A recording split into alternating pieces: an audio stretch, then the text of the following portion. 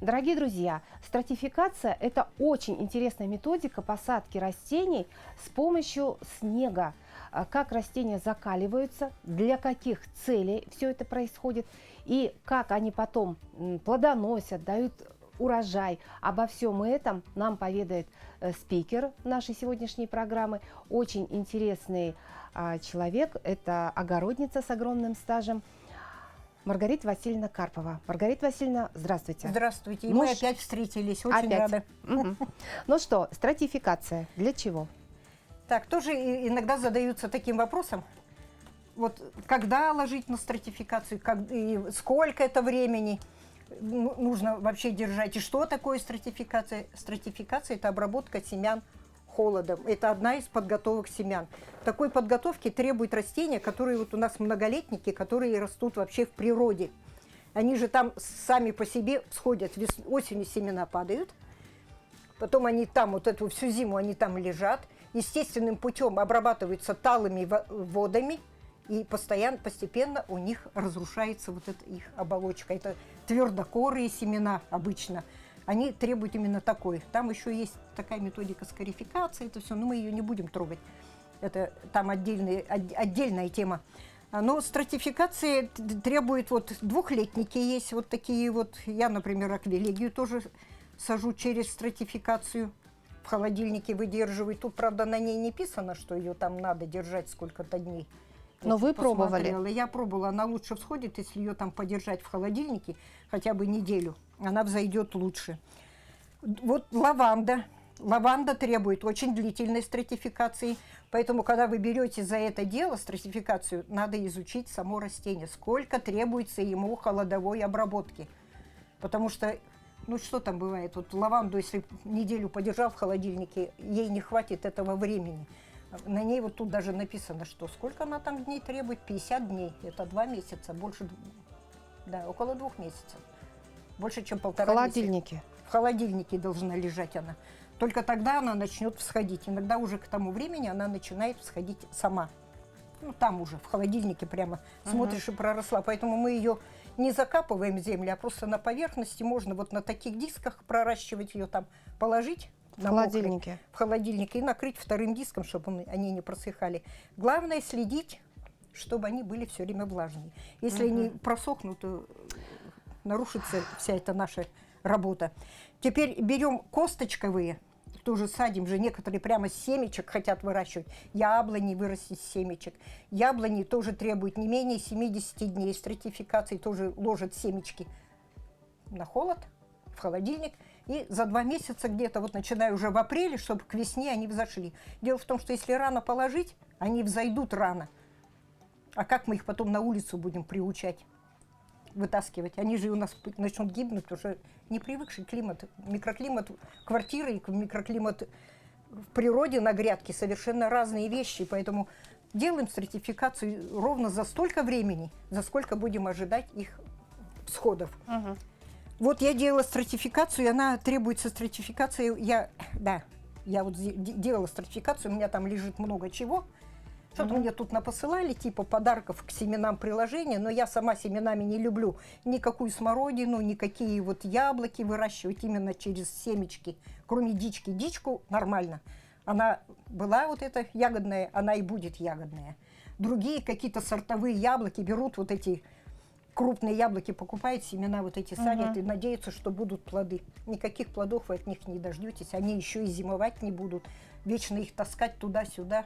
Они не зацветут. Это сколько времени. И главное, что они не дадут родительских никаких качеств. Поэтому не стоит заморачиваться стратификацией яблока, купленного с магазина. А вот дичку, пожалуйста. Дичку мы для чего сейчас выращиваем? Стратификацию проводим, всходят у нас саженцы, мы их годик растим и делаем прививки. У нас сейчас пошло развитие садоводства. То есть, смотрите, если яблони, да, ну по поводу яблони, то есть этот метод, он не очень хорош для яблонь, для да? Культурных если вы, яблонь он да, не идет. То есть, получается, лучше яблони, если вы увлечены вот этим вот культурным растением, тогда следует покупать саженцы. Саженцы готовы. Или другой вопрос. Посадить дичку, вот так через стратификацию, дичка вырастет. Ищите веточки весной, веточки культурной яблони, делайте прививку на них мы можем показать. Прививку я сделала, прививку мы просто подойдем и снимем там. Я делала Хорошо, прививку, я хорошо. вчера.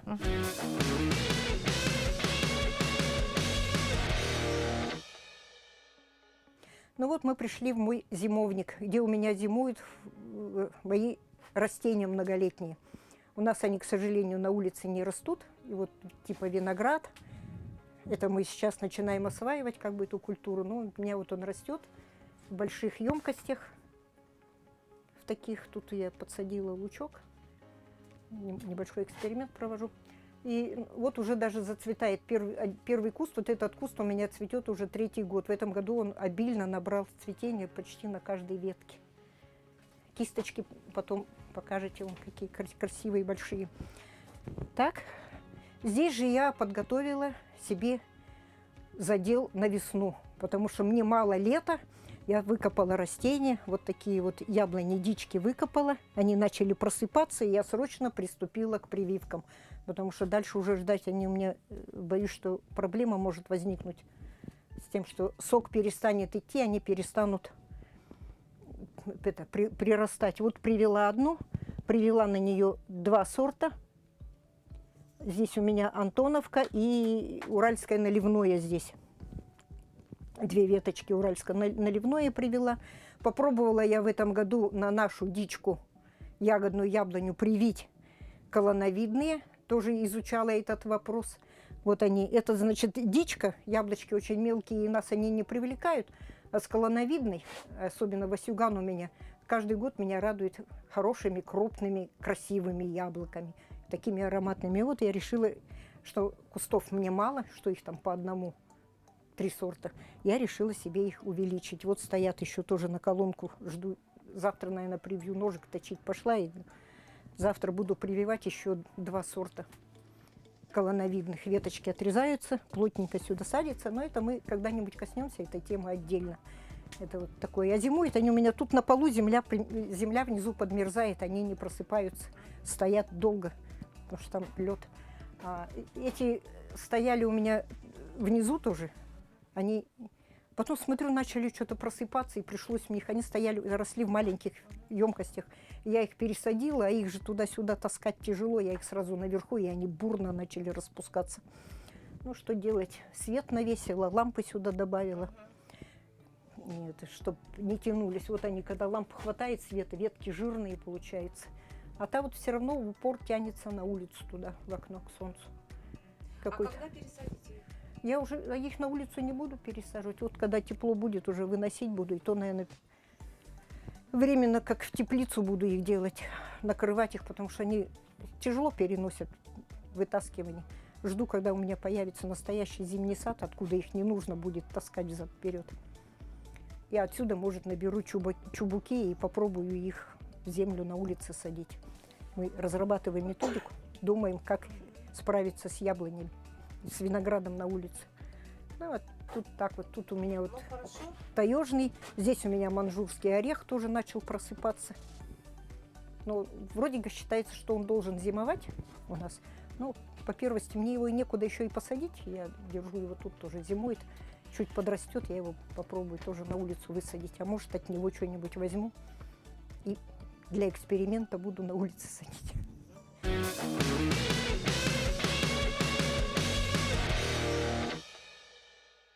От культурных плодов прививаем веточки на нашу дичку, она берется, и оттуда вырастает уже культурное дерево с хорошими морозостойкими корнями. Не будет замерзать она, а веточки, наверное, придется все-таки под снег подкрывать, потому что все, что культурные у нас саженцы, они у нас все равно будут замерзать, их надо как-то за ними уметь ухаживать. Конечно, утеплять их как-то. Ну, прививки делать реально. Вернемся Теперь к вернемся вот к этому. У меня сертификацию там это все проходит, это будет долгий процесс, эти ягодные там лежат. Но меня заинтересовало растение лопух. Лопух? Он у нас зимует. Угу. У меня он зимовал, но он 2-летний, на 2-й год он уже цветет, дает семена, и все. А чем хорош лопух? В Японии этот лопух просто выращивают грядками. Они когда-то давным-давно с Руси еще привезли семена лопуха, и они его используют. корни кушают его, листья кушают его. Это тоже второй То по есть цене это после сельдерея. съедобный очень Ценный такой вот овощ, ценный который овощ. очень много здоровья восстанавливает, вот М. этот лопух.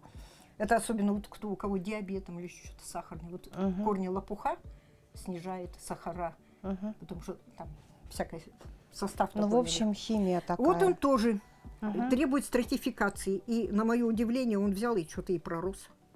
Потому Вот что он это должен был да. там, видимо, ему А оказалось... странно, у вас какая-то интересная земля. Это А что я это? для Это- них делаю почву именно вот с этим вот. А, то есть почва у вас тут немножко другая. Да, Да. на стратификацию, чтобы они не просыхали, беру вот этот вот порошочек. А это что за порошок? Вермикулит. А, вермикулит. Обычный Мгм. вермикулит. Вермикулит, вот он, вермикулит. Мгм. Вот Я так он его выглядит. подмешиваю, и он держит Мгм. влагу хорошо. То есть вы смешиваете с почвой или даже сверху посыпаете, да? Ну, можно почвой? сверху насыпать. Мгм. Тут я сверху прям посыпала, там он Мгм, нет, мгм. не видно. же. То есть вот этот лопух уже пророс, вы его потом поставите под лампу, да? Ну, придется вот его садить рассадой, выращивать, потом выносить на улицу. Мгм. Было бы проще вот эту стратификацию проводить там, но семена пришли поздно. Ага. Уже земля вся замерзла, мне уже некуда их толкать. Вся стратификация очень хорошо проходит в естественных условиях. Можно, когда еще вот только морозы начинаются, главное, чтобы они начались, и земля перестала таять. Мгм. Вот тогда семена просто сеем. Подготовленная земля есть у нас, оставляем Мгм. сыпучей, Мгм. присыпаем эти семена, потом их потом пусть снегом засыпает, и по весне они, естественно, будут смачиваться талыми водами, как в природе.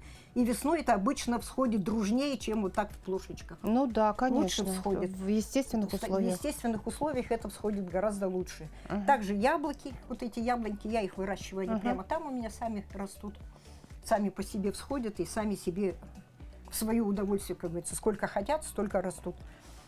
И, в общем-то, все овощи, все фруктовые можно так делать. Мгм. Они там будут всходить. Сегодня мы посадим клубнику. Так, это мы стратификацию, в принципе, как бы задели. Да, то есть мы показали именно процесс, как всходит после холодильника, вот в самом Прямо в холодильнике вырос вот этот вот, ну, Это как? уже показатель того, что его пора бы Мгм. в тепло. Мгм. Но я не буду Стебелек торопиться его лопуха. сильно в тепло. Он Мгм. будет стоять еще в прохладе у меня, пока больше не вылезет. Мгм. Потому что это сразу вытянется. Пусть они Мгм. подружнее взойдут. То есть вы в холодильнике вот обязательно накрываете крышечкой, да? обязательно, иначе То есть вы высохнет. сейчас вот опять это нам показали, мы сейчас И опять в и холодильничек. унесем в холодильник. Все, это в холодильник уйдет. Так, ну а сейчас у нас на Так, повестке дня Теперь у нас на повестке дня клубника. посев клубники. Мы про Мгм. клубнику немножко как бы рассказали, Да-да-да. что такое. Мгм. То есть вот у Вот, нас семена, побывавшие в горячей воде, потом они Они не в вначале побывали Нет, не в горячей воде они были, они у нас лежали в в фитоспорине. фитоспорине. Так, теперь. Можно часа 2 держать в фитоспорине. Мгм. Вот они Это на продержаны, предмет того, чтобы обеззаражить. обеззаразить Да. их, и они набухли. И на будущее, ну, чтобы они не болели какими-то там множеством заболеваний, присущих культурным растениям. Где у меня тут еще этот? То есть профилактику заболевания мы провели.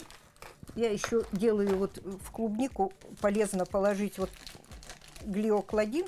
Мгм. Это бактериальные тут Ну, в общем, аптека, палочки бактерий. да? Мгм, мгм, Живые существа, но они вот в таких таблеточном мгм. состоянии. Так. Я их туда. Он там А. разойдется, и они тут разведутся. Потому что земля у меня, я ее прокаливаю, она как бы, эта земля Мгм, уже это. Но я ее все равно уже фитоспорином полила. Ну, Мгм. ложу этот глиокладин, там мгм. бактерии содержатся. Какие тут что-то пишут, какие-то бактерии там у них. Ну-ка, еще что-то давайте-ка было. я прочитаю-ка. Что-то там. Мгм. Найдите-ка там. Там, по-моему, не одна бактерия, там их несколько штук. Есть сенная палочка, бациллы и еще что-то. Мгм. Биофунгицид, Ну, он так называется. трихоцин, Вот триходерма. гамаир. Вот. Система триходерма и биозащиты. сенная палочка у них. Мгм. Система биозащиты растений от болезней. И болезни вот здесь вот подробная схема применения комплекса приведена в инструкции внутри вот этой вот замечательной коробочки. Так, ну что, Ну, вот я туда мы её вытряхнули положила. Так, наши всё тут. семена. которые пролежали 2 часа в фитоспорине в растворе. Теперь мы их подсушим. Мгм. Пусть они немножко, чтобы сыпучие стали, мокрые неудобно брать, и с этой целью я их подсушиваю. Так подсушиваю все. Я также морковку Мгм. весной, чтобы она лучше взошла, промывая горячей водой, потом на туалетной бумаге покатаешь, и все, она сыпется, пошел И посеять. она быстрее всходит, да? Она быстрее То есть всходит. примерно вот эта вот процедура, она насколько сокращает период всхожести? Морковка вот таким образом, я еще к морковке, ну, не знаю, стоит ли сейчас говорить. Вот я ее Стоит, промываю. конечно. Морковку я промываю, но там у меня еще немножко есть своя методика к ней подхода. Я ее замачиваю Мгм. и делаю ей день-ночь. Это как? Вот я ее горячей водой помыла, заворачиваю в марлечку. Мгм. На ночь я ее ложу в холодильник. Днем я ее вытаскиваю в тепло. Мгм. Туда-сюда качаешь, так посеянная морковка, после этого сеешь через 3 дня, она всходит буквально на 2-3 день, смотришь, полезла. Вот это да. Это Просто вот интересный в этом способ. выигрыш идет в том, что есть это на Вилюйском тракте. То есть мы сокращаем, Да, сокращаем период время. да, времени и, соответственно, приближаем момент сбора урожая. Да. Ускорим процесс, поэтому иногда можно как бы посеять даже в конце июня через этот метод, и она успевает все равно вырасти. Мгм. Выбрать только скороспелые сорта. Да, А то интересно. бывает, что некогда А не скороспелая это нанская, да, еще какая? Ну, там есть, надо смотреть на Ага, коробочках, ага. сколько надо ей для того, чтобы Ага, набрать нормальный ага. корнеплод. И подбирать уже те, которые требуют меньше дней. Все понятно. И все. Так, вот здесь подсохла наша... Подсушили. Да, подсушили семена. Теперь берем снежок. Тот же снег. Так, Мгм. через все это идут именно все мелкие семена, я через снег сею. Так удобно их тут видно, куда сыпал. Мгм. Куда сыпал, куда не сыпал. Мгм. Так, и вот теперь они тут подсохли. Вот. И их сюда стараюсь Вот. равномерно рассыпать, Снежок. чтобы они не в Мгм. одной куче были. Земля у меня, я ее прокаливаю в микроволновке, делаю смесь, тут побольше песка. Мгм. Делаю, чтобы она была более такая воздухопроницаемая, эта почва. Мгм. Под крышкой она не просыхает быстро, под крышечку закрываешь, они там прорастают. Периодически, значит, брызгаю. Можно приспособить любой бутылек, потому что Ага, этих ага. штучки продают. И вот когда открываю крышку, земля чуть-чуть подсыхает, ежедневно проверяю и брызгаю. Брызгаю чем? Через раз брызгаю вот этим фитоспорином. Где у нас Фитоспорином, опять ага. вот этот порошковый фитоспорин. Ага. Я уже сказала, что Вот у меня порошковый, кстати, вот обратите внимание, вот здесь вот, здесь он вот такой вот, да, спрессованный, да, ну, как бы, вот такая вот жидкая, так сказать, субстанция, Мягкая, как да. пластилин, да. Она вот такого темного цвета. Она с гуматами. Да, а здесь светлая, она без гуматов. То есть это порошковый фитоспорин. И вы опрыскиваете именно порошковым Ну вот фитоспорином. я уже отметила, что я вот таким побрызгала, который с гуматами, и начала образовываться корочка. Это не очень хорошо. Это То есть не вот очень. ваш совет пользоваться все-таки порошковым. Порошковый лучше. В этом Ага. случае лучше порошковый. Пленки не образуются. Так, для чего мы это делаем? Опрыскиваем фитоспорином. Я раз водой чистой, раз фитоспорином вот этим брызгаю. Это чтобы предохранить их от болезней, Ага. от фитофторы, черной ножки сохранить. Главное, что земля стерильная, вроде бы все чисто, семена стерильные. Откуда возьмется там бактерия? Ага, А мы забыли про снег. ага. У нас снег не стерильный и Понятно. может пойти. Бывает, еще ее называют, у нее отдельное название, снеговая плесень. Вот оно Когда что. будет излишняя Ага, влажность, ага. эта плесень может начать. Но я по плесени обрабатываю раствором перекись. Ага, ага. Перекись развожу и перекисью тогда. Ага. Но и здесь же и заносится со снегом, и заносится та же фитофтора, та же черная ножка, Ага. может заноситься со снегом. Поэтому я им туда добавляю эти Да, бактерии. то есть вы... Ложу вот этот глиокладин, чтобы тоже самые бактерии там начали работать и защищали мои Посадки. маленькие Ага. посадки. Так, вот посажены 9 января маленькие Ага. кустики. Это вот хандыга, которая. А почему почва зеленая какая-то, А зеленоватая? это вот она под этим мох начинает расти. Вот она уже подсохла. немножко, это надо хорошо? брызгать. Нет, это не очень хорошо. Ну а куда деваться-то от этого? Я тут уже песочком Вот этот присыпала. мох говорит о чем? Это что, жирная почва или какая? Нет, это от того, что сильно мокро было. От влаги. Повышенная влажность, и вот я Ага. стала их открывать. И вот эта вот корочка на них, вот эта вот хандыга, она оказалась устойчивой к этой корочке. Ну, может, потому тут не взошло еще. Потому что корочка. Потому что корочка, да. Корочка. В общем, А, вот вот у нас клубника хандыга. Хандыга, а тут какая-то, вот, которая приехала с Кольского полуострова, какая-то кис Хелли. Мгм. Тоже уже пикировать уже можно. Уже Мгм. как бы не надо опаздывать, пора ее уже. То есть уже рассаживать. пора пересаживать в стаканчики, да? Просохла уже. Мгм. А сейчас закончим, я их. То есть, дорогие друзья, вот у нас получится примерно вот так. Это вот клубника посажена в январе еще, месяц. да? В начале января, да, и месяц. Вот этой вот рассаде практически месяц. И вот это, значит, у нас посажена сегодня, посеяна клубника, семена, и через месяц примерно будет вот такая картина. Да? Да, тоже подрастут. И до такого в этот состояния. период, когда вот посмотрите, они уже поднялись, у каждого растения появилось по 3 листочка примерно, даже побольше, да, где-то. Да, уже Вот. пора. И уже потому пора что чем больше пересаживать в листиков, стаканчики. сложнее будет приживаться, если они листиков больше. Там же Так. придется ковырять. Хорошо. корешкировать. Ну что, Так, значит, ну вот мы с клубникой. посадили. Теперь клубнику. Еще такой момент. Вот вы сейчас накроете, мы подождем, пока снег растает. Вы накрываете крышечкой. Вот они накрытые. Вот тут уже они накрытые, то есть уже, посеяны, вон они лежат. смотрите, семена просто лежат на земле. Тоже не на поверхности да. всходят. То есть их не нужно там подкапывать, закапывать, они сами прорастут как, ну, наподобие создаем искусственно как бы естественную среду, да, то есть как вот в лесу, как просто на грядке, да, они растут. Ну, как на улице. Ага. Как на улице, как скажем на так. улице. Вот Мгм. она, семечки упали и начали вот прорастать. вот этот лоточек вы кладете в холодильник. А я их на день-два в холодильник потом. Ну, говорят, что можно даже без стратификации, достаточно того, что холодно. То есть получается Так может прошло и клубнику не обязательно прям вот Её не на оби- длительный срок Её не обязательно. отправлять в холодильник. И вы ставите уже под лампу, А тут да? вот тоже это посеяно. Мгм. А потом ставлю под лампу, потому что ей так после этого требуется круглосуточное Мгм. освещение. Свет Поэтому под лампами нужен. они стоят Мгм. круглые сутки. Мгм. И через месяц получается у нас вот И такая через вот месяц вот такие вот кустики. малыши, да, проклюнулись довольно-таки дружно, всходы, да?